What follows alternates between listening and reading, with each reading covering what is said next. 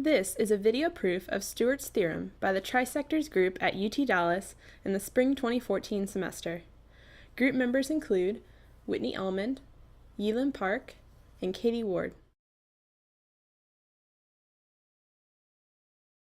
Suppose we have triangle ABC such that side A is opposite to angle A, side B is opposite to angle B, and side C is opposite to angle C. We can draw any line segment from vertex C to a point P on the opposite side, AB, and label this length T. Also, let's label X as line segment AP and Y as line segment PB so that X plus Y equals C. Then, Stewart's theorem is simply a formula based on this diagram. It says that CT squared plus XYC equals XA squared plus YB squared. It's important to note that the line segment T is not necessarily a median, angle bisector, or altitude of triangle ABC. We will discuss a special situation later.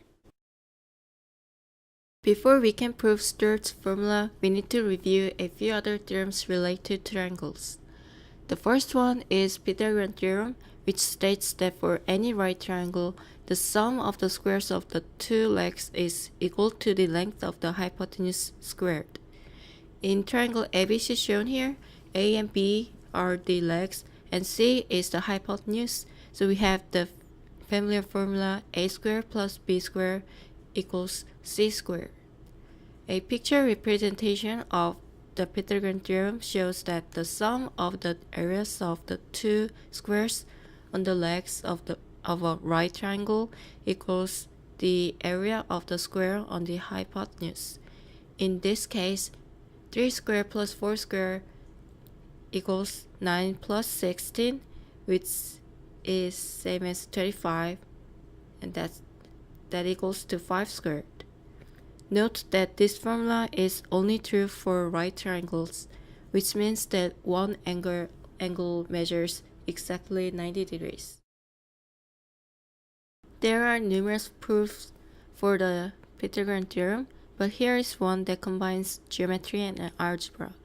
We start with our given right triangle with sides labeled A for the shorter leg, B for the longer leg, and C as the hypotenuse. Then we construct a large square of the side length A plus B from 4 of these identical right triangles, which also creates an inside square of side length C. Observe that the area of the 4 orange triangles plus the area of the inside white square should equal the area of the large outside square. Using the formula 1/2 base times height for the area of each of the 4 triangles and side square for the area of the squares, we add the areas of all 5 inside pieces together and set their sum equal to the area of the large square containing them. Expanding the binomial a plus b squared and then canceling the like term 2ab from both sides, we find that c squared equals a squared plus b squared, which proves this theorem. The other theorem that will be crucial for our proof of Stewart's formula is the law of cosines. Given an arbitrary triangle ABC, let A, B, and C denote, as usual, the lengths of the sides BC, AC, and AB respectively. Then the theorem gives the relationship between the sides of the triangle and one of its angles. C squared equals A squared plus B squared minus 2AB cosine C. Similarly, B squared equals A squared plus C squared minus 2AC cosine B. And observing the symmetry of the formulas, A squared equals B squared plus C squared minus 2bc cosine A. First, we will prove the law of cosines for acute triangles, which are triangles with all 3 angles less than 90 degrees. So let's assume that angle C is less than 90 degrees. Draw altitude AP from vertex A to side BC and label it H. An altitude is the perpendicular segment from a vertex to its opposite side or the extension of the opposite side. Let x equal PC. Then BP equals A minus x. Now, since triangle APC is a right triangle, we know that the cosine of an angle equals its adjacent side divided by the hypotenuse. So, cosine of C equals PC over AC, which equals x over b, which implies that x equals b cosine of C. Next, we can write a system of equations based on the Pythagorean theorem in triangles APC and APB separately. So b squared equals x squared plus h squared, and c squared equals h squared plus a minus x squared. Therefore, h squared equals b squared minus x squared. Plugging the rearranged first equation into the second equation, we have c squared equals b squared minus x squared plus a minus x squared. Then, by expanding the binomial, we have c squared equals b squared minus x squared plus a squared minus 2ax plus x squared. Notice the x squared terms cancel out, leaving us with c squared equals b squared plus a squared minus 2ax. Finally, plugging in the formula we found for x above, we see that c squared equals b squared plus a squared minus 2ab cosine c. Note that a similar proof exists for the other two formulas. For completeness, we will prove the law of cosines for obtuse triangles, although we will not actually need to use it in our proof of Stewart's formula. Assume that angle C is greater than 90 degrees.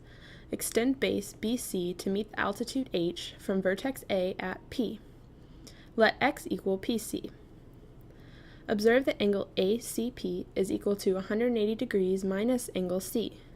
So, cosine of 180 degrees minus C equals PC over AC, which equals x over b.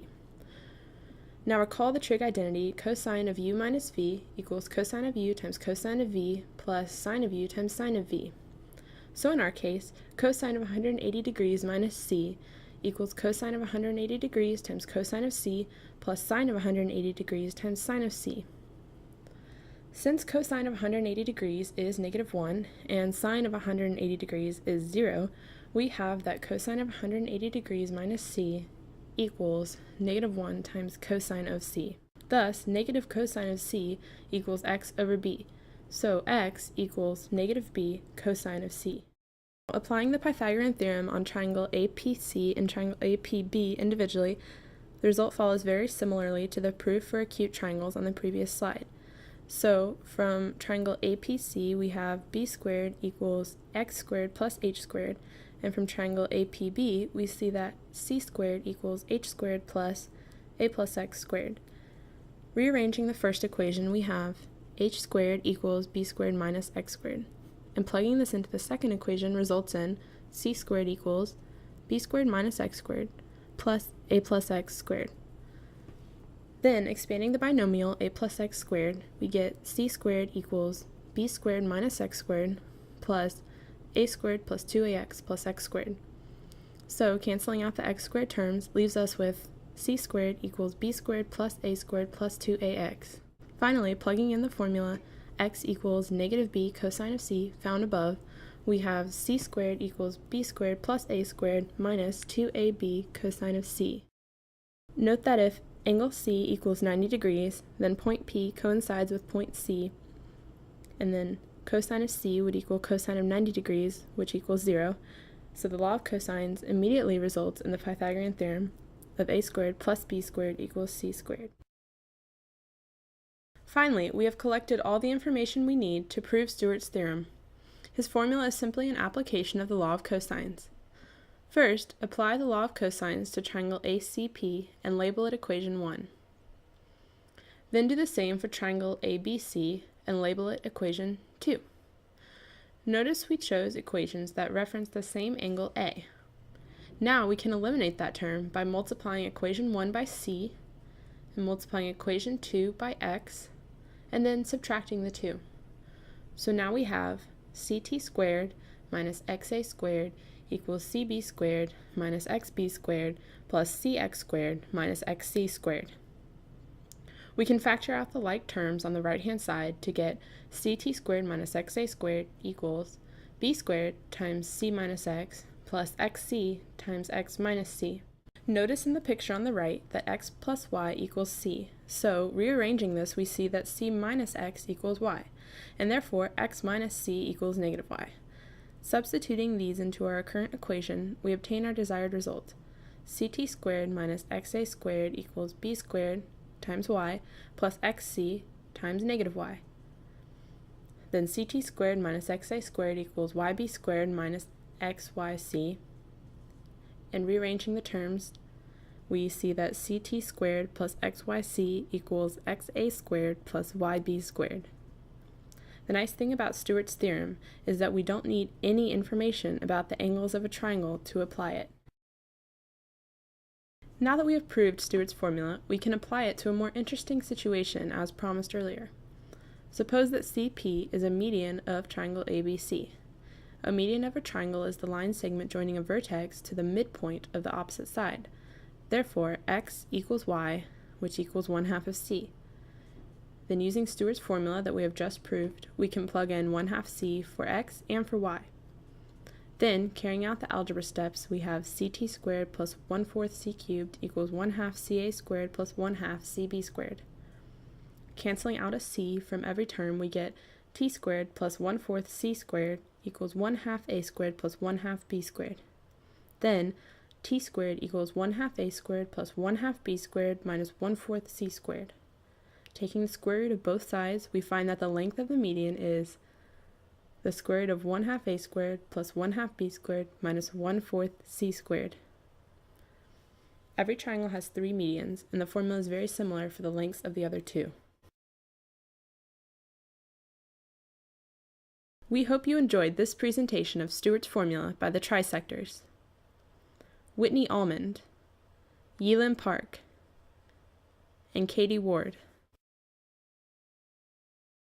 We would like to acknowledge our professor, Dr. Mohammed Akbar, as well as the Geometry for College Students textbook by I. Martin Isaacs. Thanks for watching.